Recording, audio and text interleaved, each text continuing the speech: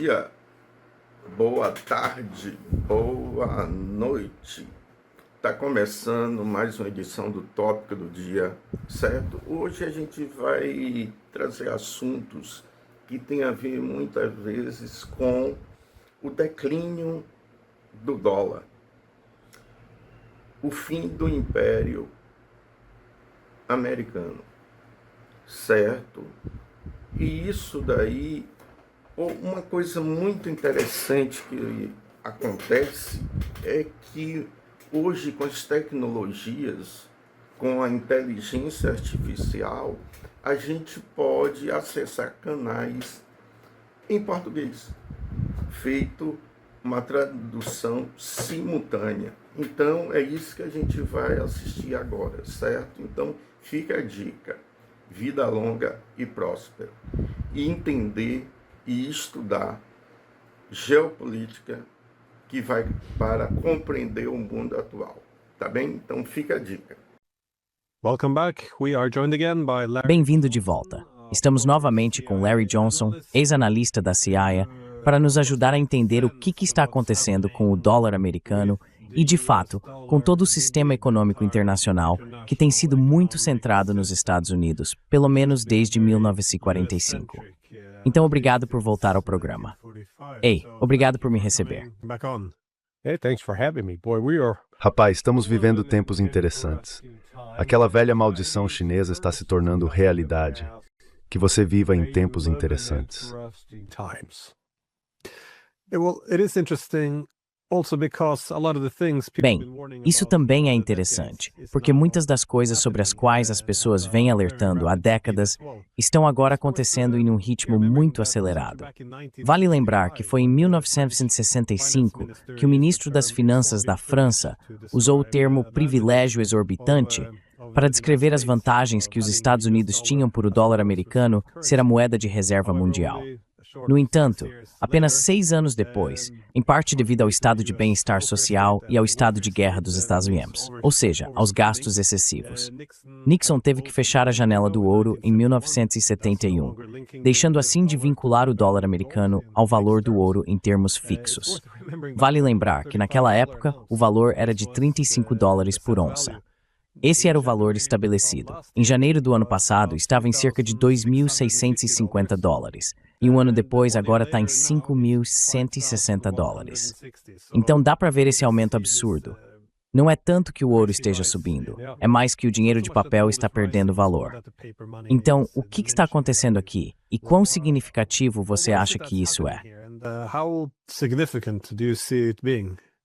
So, I'm friends with the owner of BitChute. Sou amigo do dono do BitChute, um homem chamado Jeffrey Wernick. Ele escreveu um excelente artigo que publiquei no Sonar21.com há 3 dias. O texto descrevia o papel e o significado do dólar americano como moeda de reserva. Como você mencionou, antes de 1962 o dólar estava diretamente vinculado ao ouro. Então sabíamos que era lastreado em ouro. Depois de 1972, passou a ser lastreado pela nossa promessa. Ei, confie em nós, seu dinheiro estará lá. A partir desse momento, tornou-se o principal meio de compra de petróleo, o que chamamos de petrodólar. Ser a moeda de reserva dessa forma significava que um dos motivos pelos quais as pessoas gostavam dela era o fato de os Estados Unidos serem previsíveis. One of the reasons people liked it was the US was predictable. We had a stable, we believe stable legal system. Nós tínhamos um sistema jurídico estável, ou pelo menos acreditávamos que fosse, um sistema judicial que, em geral, agia de forma bastante justa. Havia, você sabe, disputas políticas normais de um lado para o outro, mas não havia grande instabilidade ou agitação. As pessoas tinham confiança. E os Estados Unidos não usavam o dólar como um instrumento político para bater em países estrangeiros. Ele era usado como uma ferramenta econômica. Isso mudou agora sob Donald Trump, de forma dramática. Quero dizer, Trump não foi o primeiro, mas a aplicação de sanções em um amplo espectro. Não importa se você é amigo dos Estados Unidos ou um suposto adversário, todo mundo está sendo sancionado.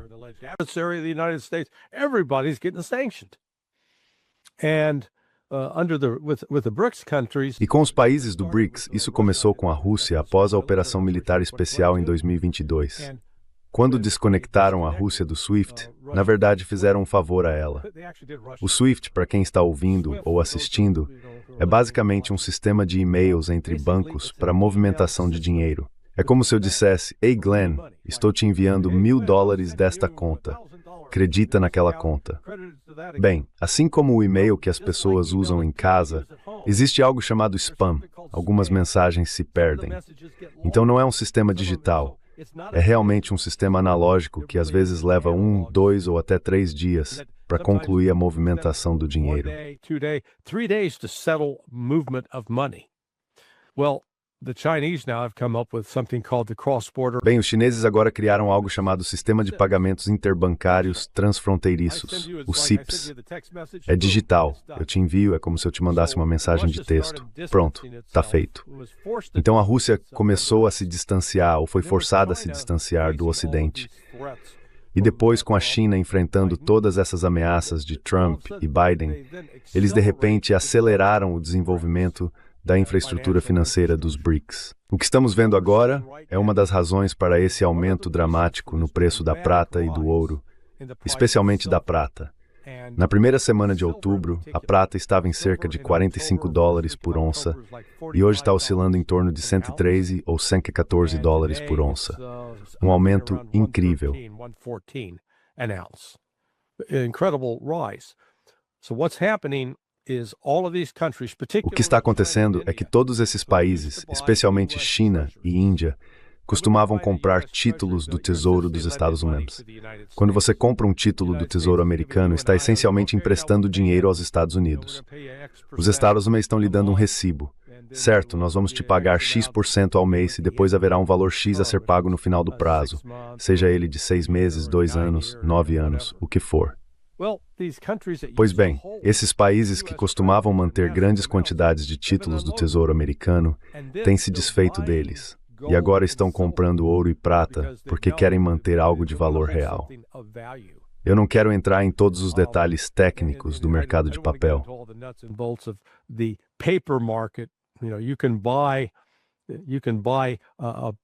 Você pode comprar uma promessa em papel de que a prata vai subir ou cair e assim ter uma participação financeira nisso. Mas se os detentores desse papel não possuírem de fato a prata por trás da promessa, você está apenas recebendo um vale, não vai ter dinheiro de verdade. Por isso as pessoas estão indo atrás da prata real. O que estamos vendo agora é que em Nova York, onde tentam manter o valor em papel ligado à quantidade física, ela está sendo vendida por $103. Mas em Xangai está sendo vendida por $127. Então, de repente, as pessoas nos Estados Unidos podem comprar a prata aqui por $103. O transporte para o exterior custa cerca de 50 centavos por onça e depois enviá-la para Xangai.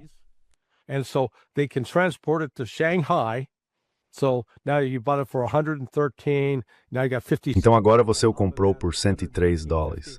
Acrescente 50 centavos a isso, $103,50, e depois o vende em Xangai por $127. Você lucrou cerca de $3,50 ou $14. Isso mostra como o mercado está quebrado agora. Um dos principais fatores nisso são os países do BRICS, Rússia, China, Índia em particular, mas também o Brasil. Eles estão se desfazendo de títulos do Tesouro dos Estados e comprando ouro e prata. Há relatos de que planejam lançar uma moeda do BRICS atrelada ao ouro que cada país possui e a uma porcentagem de sua própria moeda. Ainda está em desenvolvimento, mas o que estamos vendo é a fragmentação, o colapso desse sistema financeiro internacional. O sistema de Bretton Woods que os Estados Unidos estabeleceram após a Segunda Guerra Mundial e que tem sido a força dominante na economia global por mais de 80 anos.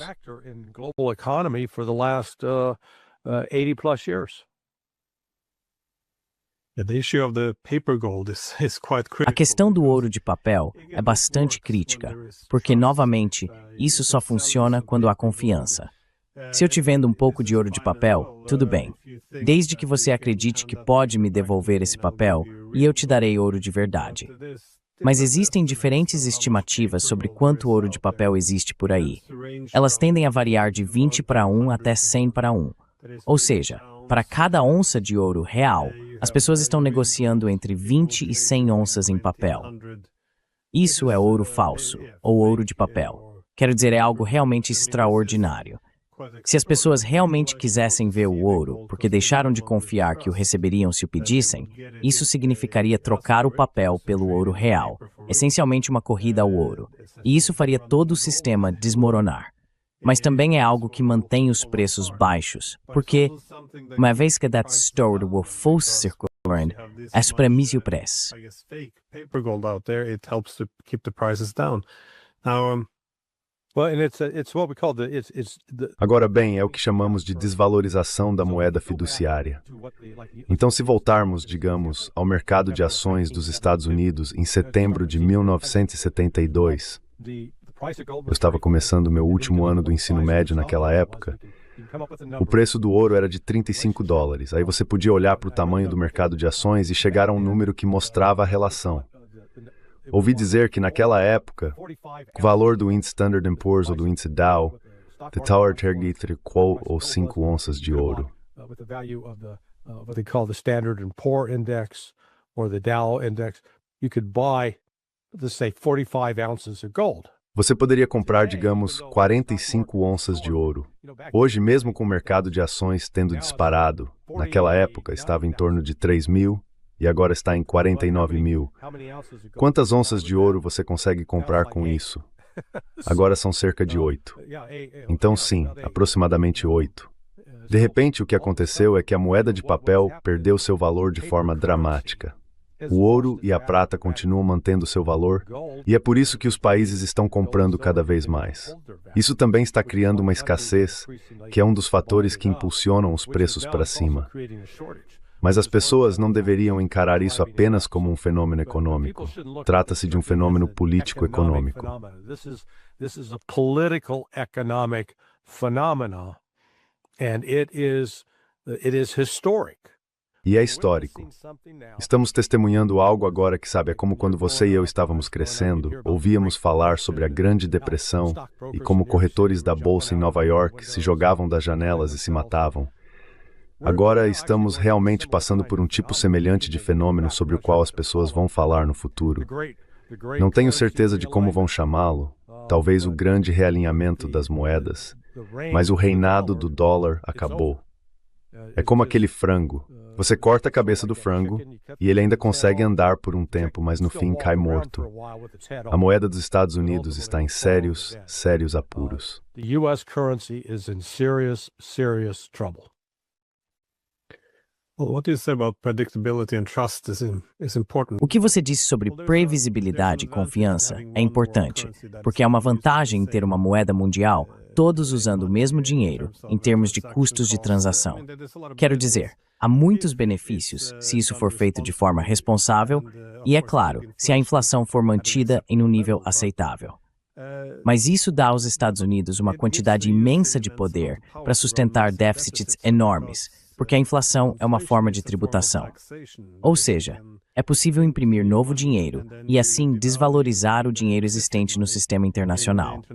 Em outras palavras, o governo dos Estados Unidos pode imprimir novo dinheiro para si mesmo, e então as reservas em dólar que o mundo inteiro possui perdem valor. Portanto, é uma forma de tributação, e não se quer ver uma tributação irresponsável durante o declínio imperial. During imperial decline. And what makes matters E o que piora ainda mais a situação, é claro, é quando o dólar, como você mencionou antes, também é transformado em arma, ao se restringir o acesso a ele. Agora, para um país como os Estados Unidos, que tem sustentado essencialmente um império global com base no dólar americano, isso é uma catástrofe. Quero dizer, até mesmo os principais adversários da América, seja a China ou a Rússia, não querem ver os Estados Unidos caírem de joelhos. Eles gostariam, acredito, de ver uma retração gradual e que o país continue sendo um polo estável de poder no sistema internacional.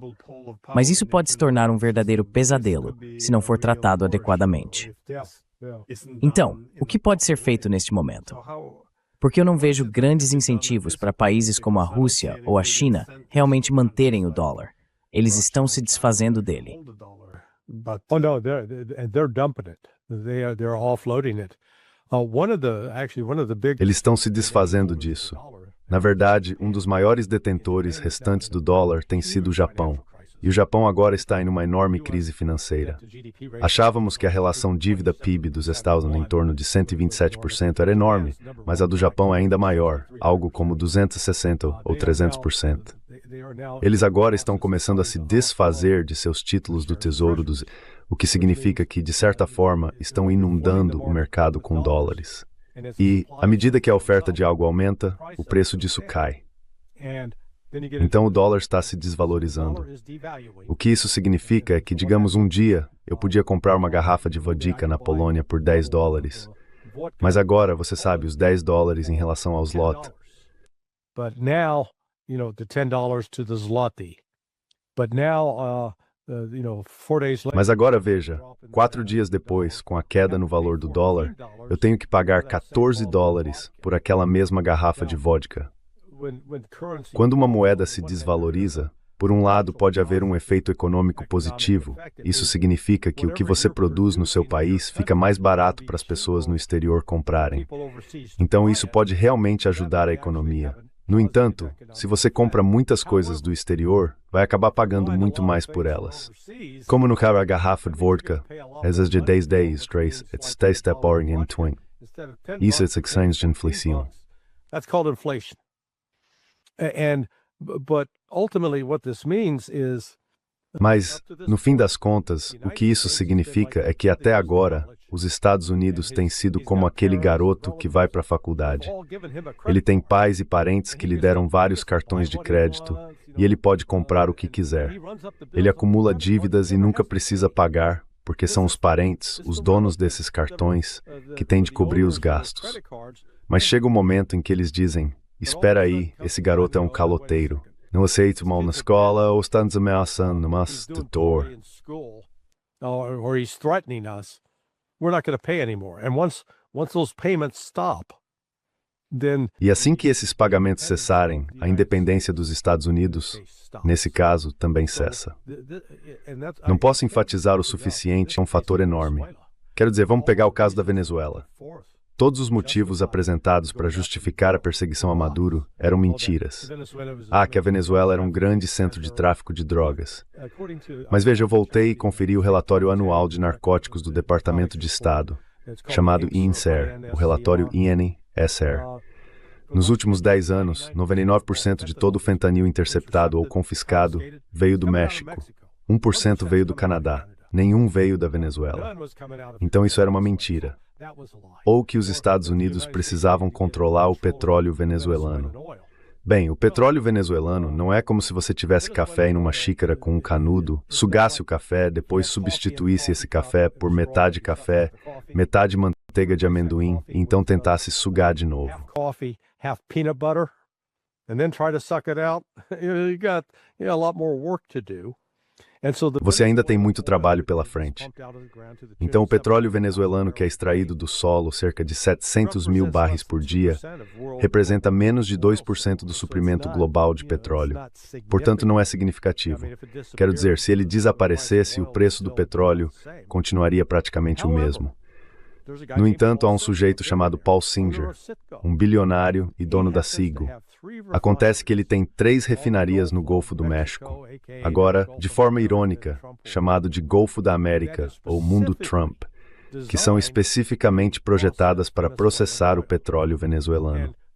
E ao refiná-lo, isso significa que se adiciona aproximadamente de 15 a 20 dólares de custo por barril de petróleo, e esse dinheiro vai para o bolso de Paul Singer. Bem, é só fazer as contas. 700 mil barris por dia, 20 dólares a mais por barril devido ao refino. $20 per barrel added on because of the refining. That's worth probably $4 billion a year. Isso provavelmente vale cerca de 4 bilhões de dólares por ano em receita para o Sr. Singer. Singer é um doador político de Donald Trump. Era isso que estava acontecendo ali, foi um pagamento a um apoiador político. Da mesma forma com a Groenlândia. Se você olhar para os últimos 75 anos, não me lembro de uma única vez, talvez você consiga citar uma, em que os Estados Unidos quisessem fazer algo militarmente a partir da Groenlândia com forças americanas, colocar mais pessoas ou mover equipamentos. e a Groenlândia dissesse, não, você não pode fazer isso, ou a Dinamarca dissesse, não, parem. Não me lembro de uma única vez em que isso tenha sido negado.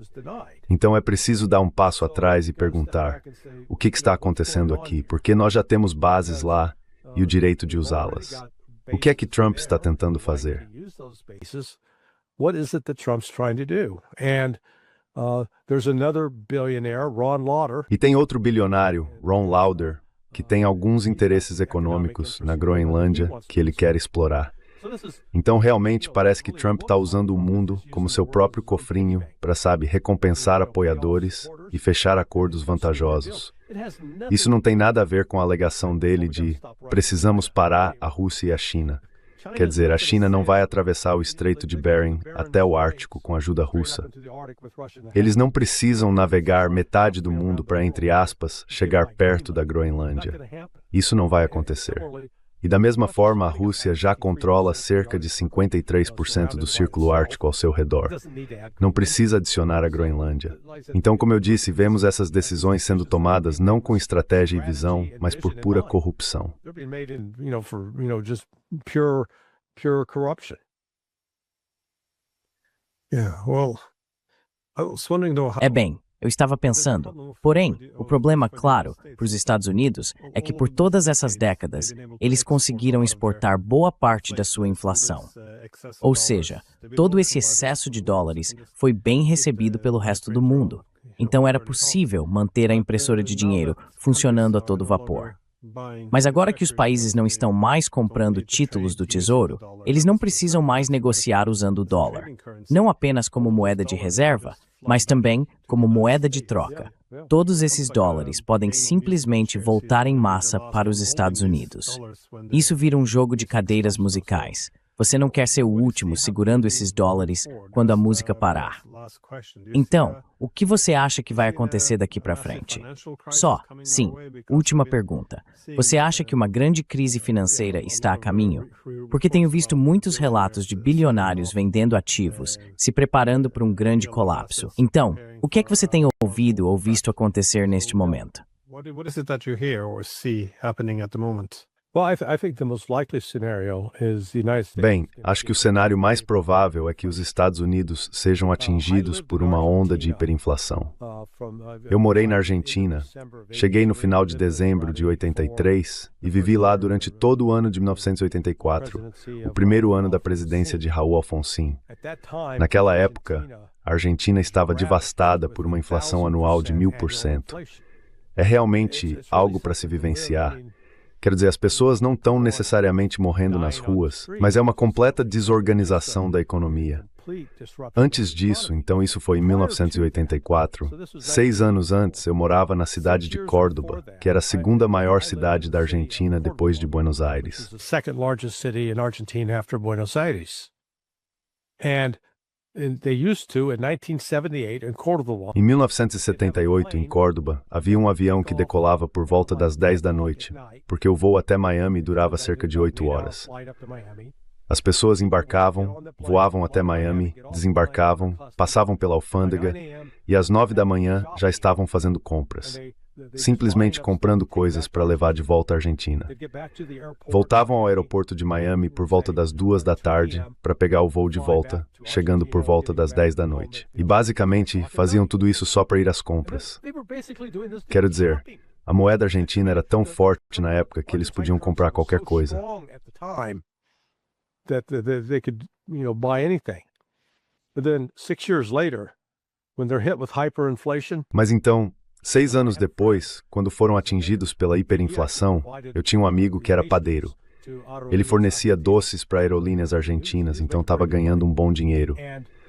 Quando vendeu a casa, recebeu, quero dizer, algo em torno de 2 milhões de pesos, o que na época era uma boa quantia.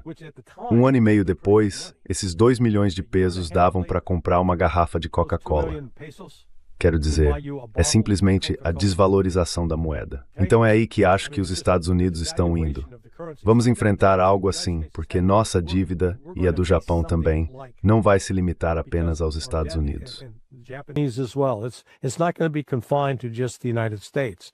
Every country that has been borrowing fiat currency. Todo país que tem tomado empréstimos em moeda fiduciária agora vai ter que encarar o fato de que essa moeda perdeu completamente o seu valor. O ouro e a prata permanecerão intactos. Sabe, eu já vivi algo assim, e acho que é isso que vamos enfrentar. O que acontece é que isso destrói, simplesmente arranca as entranhas da classe média. Cria realmente uma situação em que os muito ricos quase não são afetados. Eles não sofrem muito com isso. Tudo bem, pagar um pouco mais, paciência. Mas eles têm ouro e prata, então podem trocar isso. Quero dizer, um dos negócios mais prósperos na Argentina naquela época eram as casas de câmbio, as casas de câmbios. Money exchange places, the Casa de Cambios. Because everybody every day was going in, they're trying to buy dollars. Porque todo mundo, todos os dias, estava entrando. Tentavam comprar dólares ou vender dólares, como eu fazia, porque podia. E isso foi numa época em que eu podia levar minha esposa e meu filho, e o Beto e a família dele, 4 meninas, ou talvez 2 meninas e a esposa dele, e todos nós podíamos jantar num restaurante italiano e alimentar todo mundo por $15. Sabe, então vai haver algumas moedas que vão manter seu valor. Agora, a ironia aqui é que o rublo e o yuan chinês e renminbi vão manter o valor. É o dólar americano que vai sofrer. Their value is going to remain intact. It's the US dollar that's going to suffer. Well, with all the Bem, com todas as crises internacionais surgindo agora, com China, Rússia, Irã, Venezuela e mais 5 ou 6 países na América Latina, se formos levar a palavra de Trump a sério, vai ser realmente interessante ver uma grande crise financeira jogada no meio disso tudo, só para aumentar a imprevisibilidade. Tempos caóticos, sem dúvida. Bem, Larry, sei que você também tem outros compromissos, então muito obrigado por me deixar explorar suas ideias, meu amigo. letting me pick your brain. Hey, my friend, well, you're calling. Bem, você chama isso de poucas opções, mas se cuide. Você também.